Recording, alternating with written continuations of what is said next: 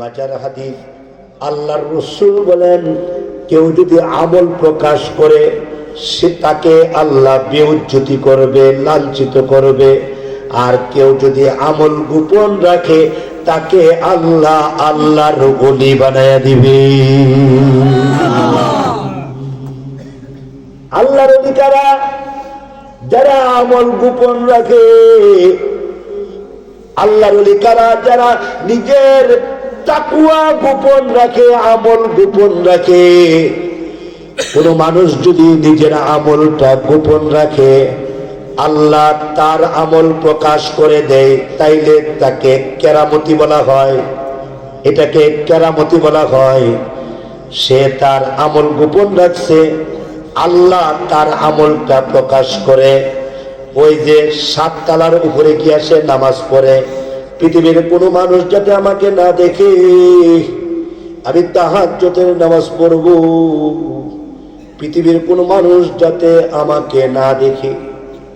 আব্দুল্লাহ ইবনে মুবারক রাহমাতুল্লাহি আলাইহি আল্লাহর একজন কাছের বান্দা। আব্দুল্লাহ ইবনে মুবারক এত দামি একজন মানুষের নাম আপনাদের সামনে বলেছি, যিনি শেষ রাতে তাহাজ্জুদের নামাজ গিয়া পড়তেন, ছাদের উপরে গিয়া নামাজ পড়তেন, ছাদের উপরে, দোতলার ছাদের উপরে গিয়া নামাজটা আদায় করতেন, যাতে পৃথিবীর কেউ না দেখে। আপনারা বলুন তো দেখি, ছাদের উপরে গিয়া নামাজ পড়ুক অথবা 7 তবক জমিনের নিচে গিয়া নামাজ পড়ুক, পৃথিবীর কেউ না দেখলেও কে দেখে? আল্লাহ যে আমল দেখবে, এ আমলের দাম অনেক বেশি। আল্লাহ যে আমল দেখে, এ আমলের দাম অনেক বেশি। সেই জন্য ফরজ দিয়া আল্লাহর ওলি হওয়া যায় না। ফরজ তো আপনার যত রাকাত, একজন আল্লাহর ওলিরও তত রাকাত। ফরজ তো আপনার যত রাকাত, সৌদি বাদশারও তত রাকাত। ফরজ তো সৌদি বাদশার যত রাকাত, একজন অটোওয়ালা রিক্সাওয়ালার তত রাকাত। ফরজ তো সবাই দেখে, নফল সবাই দেখে না। নফল দেখানোর আমল নয়, নফল গোপন রাখার আমল। ফরজ দেখে ফেলে দেখানো লাগে, কেননা জামাতে নামাজ পড়া লাগে, জামাতে নামাজ পড়া লাগে। ফরজ দিয়া আল্লাহর ওলি হওয়া যায় না। ফরজ সবার জন্য সমান। ফরজ দিয়া জাহান্নামের আগুন থেকে বাঁচা যায়, ফরজ দিয়া জাহান্নামের আগুন থেকে বাঁচা যায়। কিন্তু জান্নাতে উঁচু মাকাম পাইতে গেলে নফল, জান্নাতের উঁচু মাকাম পাইতে গেলে জিকির আজকার, জান্নাতের উঁচু মাকাম পাইতে গেলে গোপনে গোপনে দান, গোপনে গোপনে সদকা, জান্নাতের উঁচু মাকাম পাইতে গেলে আমল গোপন রাখো, আমল গোপন রাখো। আল্লাহু আকবার বলেন, আল্লাহু আকবার। আব্দুল্লাহ ইবনে মুবারক রাহমাতুল্লাহি আলাইহি, উনি তো অনেক আমল করেন, অনেক আমল করেন, গোপনে গোপনে অনেক আমল করেন। আব্দুল্লাহ ইবনে মুবারকের পাশের বাড়িওয়ালা একজন কামার, লোহা পিটাই কামার। কামার চিনেন না আপনারা? যারা দাও বানাই, যারা কুড়াল বানাই, তাদেরকে কামার বলা হয়। আব্দুল্লাহ ইবনে মুবারকের পাশের বাড়িওয়ালা একজন কামার, সারাদিন লোহা পিটাই, সারাদিন লোহা দিয়া দাও বানাই, খন্তি বানাই, কুড়াল বানাই। তো আব্দুল্লাহ ইবনে মুবারক রাহমাতুল্লাহি আলাইহি শেষ রাতে তাহাজ্জুদ করে, কেউ দেখে না, কিন্তু পাশের বাড়িওয়ালা ওই যে কামার, কামার রাতের বেলা শেষ রাতে পেশাব করার জন্য ঘর থেকে যখন বাহির হয়, এমনি তখন তাকায়া দেখে ছাদের উপর থেকে কোরআন তেলাওয়াতের আওয়াজ শোনা যায়।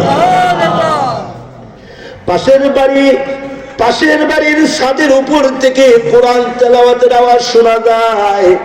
কামার তখন পেশাব করতে গিয়া চোখের পানিগুলো জোর জোর করে ছাড়ে।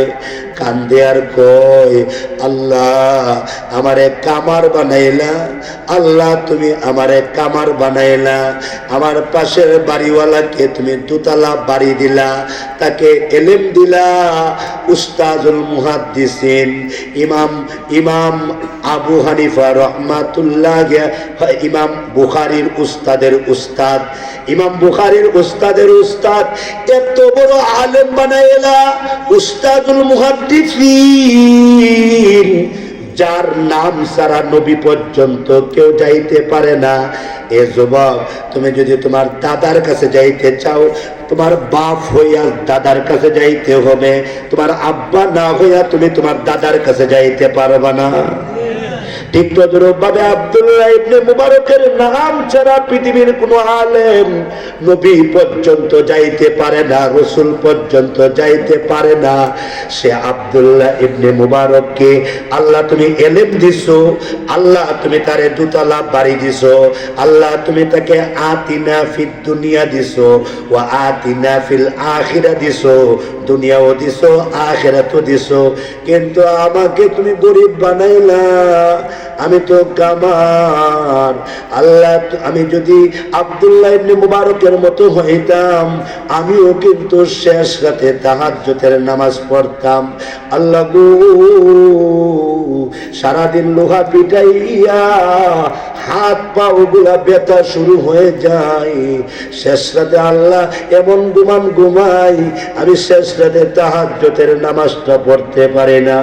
আল্লাহ তুমি তাকে এত বড় বানাইলা, আল্লাহ আফসুস, আমারে যদি তুমি এলেম দিতা, আমারে যদি আমল দিতা, আফসুস আফসুস। আল্লাহ আমারে যদি কোরআনের এলেম দিতা, আল্লাহ আমি যদি তার মতো হইতাম, আল্লাহ আমার যদি লোহা পিটাইতে না হইতো, আমি একদিনের জন্য তাহাজ্জুদ ছাড়তাম না, একদিনের জন্য আমি ইশরাক ছাড়তাম না, আমি চাষতের নামাজ ছাড়তাম না, আমি শেষ রাতের আমল ছাড়তাম না।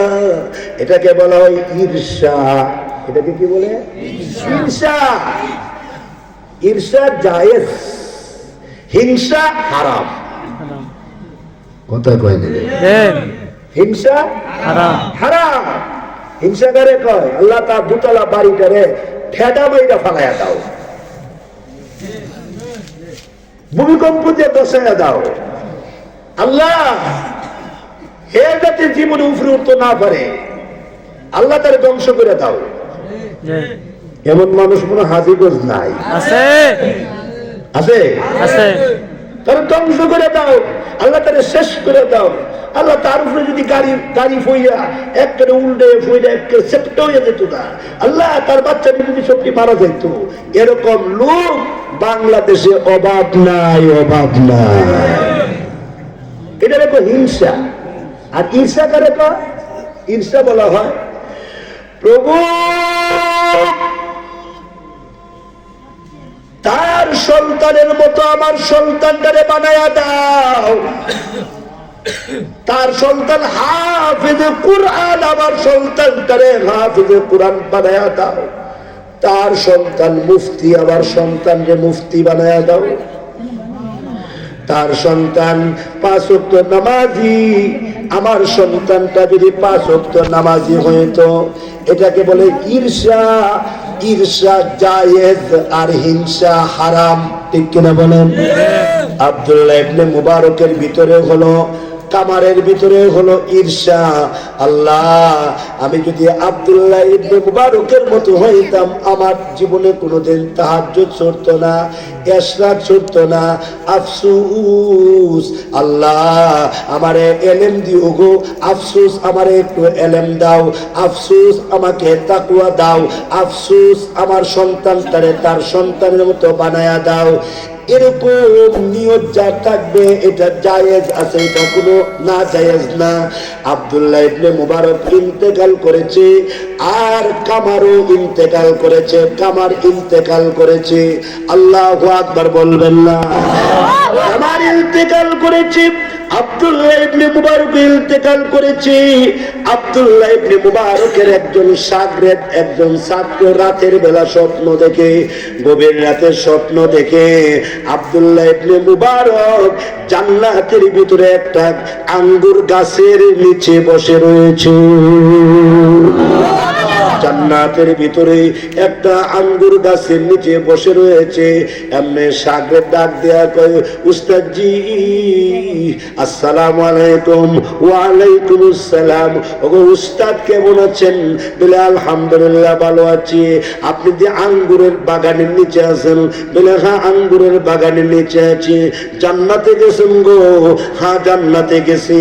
আমার আল্লাহ দয়া করে আমাকে জান্নাত দান করেছে। উস্তাদ আলহামদুলিল্লাহ, আপনি জান্নাতে আছেন শুনে খুশি হইলাম। উস্তাদ আপনি জান্নাতে থাকেন, জান্নাতে অনেক এলেম আপনি আমাদেরকে শিখায় গেছেন, দোয়া করেছি আপনি জান্নাতে থাকেন। আব্দুল্লাহ ইবনে মুবারক ডাক দিয়া কয়, আমি জান্নাতে আছি কথা সত্য, কিন্তু আমার পাশের বাড়িওয়ালা কামারওয়ালা কামার, আমার পাশের বাড়িওয়ালা যে লোহা পিটাইতো, সেই ব্যক্তি জান্নাতের ভিতরে আমার থেকে উঁচু মর্তবা, উঁচু মকামে পৌঁছে গেছে। কামার আমার থেকে উপরে আছি, আল্লাহ তাকে উঁচু মকাম দান করেছে, আল্লাহ তাকে উঁচু মকাম দান করেছে। সাগরের ডাক দেয়া কয়, আস্তাগফিরুল্লাহ, এটা কি বলেন না? এটা বিশ্বাস করে না। আব্দুল্লাহ ইবনে মুবারক বলেন, জান্নাতি মানুষ কোনোদিন মিথ্যা কথা বলে না। আমি বলেছি আমার পাশের বাড়িওয়ালা কামার অনেক উপরে চলে গেছে, জান্নাতে আল্লাহ তাকে উঁচু মকাম দান করেছে। এমনি ডাক দেয়া, তুই কি করে সম্ভব? হঠাৎ করে ঘুমটা ভেঙে গেল। ঘুম থেকে উঠে সাগরেদ তখন ডাক দিয়া কয়, কি দেখলাম, কি দেখলাম, হাই হাই কি দেখলাম। এমনি তখন ওই সাগরেদ উনি নামাজ পড়লেন, ফজরের পরে রওনা দিলেন, যাব আমি। আমার উস্তাদ থেকে কেমনে আগায় গেল? সে তো একটা কামার, সে তো লোহা পিটায়, সে তো একটা কামার। কামার কেমনে একজন মুহাদ্দিসের উপরে চলে যায়? কামার কেমনে একজন এত বড় আলেমের উপরে একটা কামার কেমনে চলে যায়? উনি চলে গেলেন, সাগরে চলে গেলেন সকালবেলা কামারের বাড়িতে। কামারের বাড়ি থেকে ডাক দিয়া কয়, এই বাড়িতে কেউ আছেননি? এমনি কামারের মেয়েটা ডাক দিয়া কয়, কে আপনি? আমি একটা প্রশ্ন করার জন্য আসছি। কি প্রশ্ন গো? এমনি তোমার ডাক দিয়া কয়, এই বাড়ির যিনি লোহা পিটাইতেন উনি কে? আপনার কি লাগে? মেয়েটা ডাক দেয়া কয়, আমার আব্বা লাগে। আপনার আব্বা? বলে হ্যাঁ। আপনার আব্বা জীবনে কি ভালো কাজ করছে একটু বলবেন কে? কেন গো? না একটু শুনতে চাই। আমার আব্বা তো জীবনে ভালো কাজ যা করেছে সবাই জানে। বলে কি ভালো কাজ? 5 ওয়াক্ত নামাজ জামাতের সাথে আদায় করতেন, জামাত তরক করতেন না, মিথ্যা কথা জীবনও বলতেন না, সত্য কথাকে ওনার সাথী ছিল, সত্য কথা, সত্য ছাড়া জীবনে কোনোদিন মিথ্যা কথা বলতেন না। গেল 2 নাম্বার। 3 নাম্বার হইল, বাজারের লোকেরা বলেছে আমার বাবা যখন লোহা পিটাইতো, লোহাটা উপরের দিকে উঠাইছে দাওয়ের মধ্যে অথবা আপনার কুরআনের মধ্যে লোহাটা মারবে, এমন সময় মুয়াজ্জিন আযান দিছে, আল্লাহু আকবার, আল্লাহু আকবার, আল্লাহু আকবার, আল্লাহু আকবার। আমার আব্বা লোহাটা সামনের দিকে না ফেলাইয়া, আমার আব্বা হাতুড়িটা সামনের দিকে না দিয়া ডাইরেক্ট পিছনের দিকে মাইরা দিত। সুবহানাল্লাহ বলবেন না? সামনের দিকে মারা মানে হইল আল্লাহ থেকে আমার কাজটা বড়, আল্লাহর হুকুম থেকে আমার কাজটা বড়, আল্লাহর হুকুম থেকে আমার দুনিয়ার কাজটা বড়। আর পিছনের দিকে ফালানোর অর্থ হলো পৃথিবীর সব ছোট, আমার কাজ ছোট, আমার বিবি বাল বাচ্চা ছোট, আমার সন্তান ছোট, আমার অফিস ছোট, আমার চাকরি ছোট। কে বড়? আল্লাহ। আমি যে বলেন না কে? কে বড়? কে বড়? কে বড়? আল্লাহ। আল্লাহ আল্লাহু আকবার মানে হলো আমার আল্লাহ বড়, আমার সুন্দরী স্ত্রীটা ছোট, আমার আল্লাহ বড়। আল্লাহু আকবার মানে হলো ডক্টর ইউনূস ছোট, আমার আল্লাহ বড়। আল্লাহু আকবার মানে হলো আমার অফিস ছোট, আদালত ছোট, আল্লাহ বড়। এই উদ্দেশ্যে আমার আব্বা লোহার হাতুড়িটা পিছনের দিকে ফালাইয়া দিতেন, সামনের দিকে ফালাইতেন না। দুনিয়ার মানুষ এসে আমাকে এই ঘটনা শোনাইতেন, তোমার আব্বা এত বড় মুত্তাকি, তোমার আব্বা এত বড় পরহেজগার, সামনের দিকে লোহা না ফলাইয়া পিছনের দিকে ফালাইয়া আল্লাহর ডাকে সাড়া দিতেন। এগুলা ছিল আমার আব্বার ভালো ভালো কাজ। কিন্তু সাগরের চোখের পানিগুলো ছেড়ে ছেড়ে কান্দে আর কয়, আল্লাহু আকবার, এত বড় মুত্তাকি, এত বড় পরহেজগার।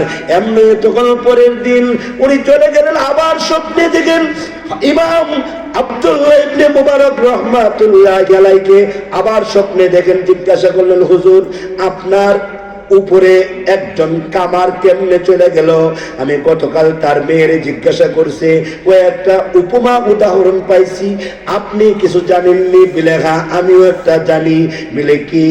সে শুধু আফসোস করত, আল্লাহ তুমি যদি আমারে কামার না বানাইতা, আমি তাহাজ্জুদ পড়তাম, লোহা যদি পিটাইতে না হইতো, আমি এশরাক ছাড়তাম না, আমি চাষ ছাড়তাম না। এই যে একটা আফসোস, এই আফসোসটা আল্লাহর দরবারে কবুল হয়ে গেছে, এই আফসোসটা আল্লাহর দরবারে মঞ্জুর হয়ে গেছে। পাশাপাশি কামারের মেয়েটা এটাও বলছিল, আমার আব্বার উপরে আমার দাদির দোয়া পড়েছে, আমার দাদির নজর পড়েছে, আমার দাদির দোয়ার বদলতে আমার আব্বা মুত্তাকি হয়েছে, আল্লাহ ওয়ালা হয়েছে।